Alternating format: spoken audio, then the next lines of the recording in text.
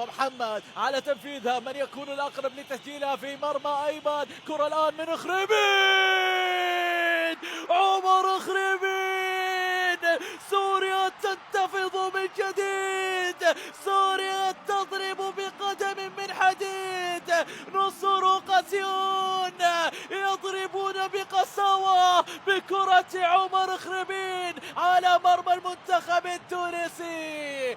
سوريا يسجلون هدفا أولا في هذه اللحظة، ما أجملها من لحظة. كرة القدم لا تعترف إلا بهذا، كرة القدم لا تعترف إلا بهذا. في هذا المكان وفي زاوية أيمن دحمان في هذه اللقطة، وصلت على يساره لتسجل أولى أهداف سوريا، أولى لقطات خريبين وأولى فرص المنتخب السوري. هدف أول يهز شباك أيمن دحمان، ينظر إلى الهدف، ينظر إلى النقاط الثلاث، ينظر إلى الحضور المبكر.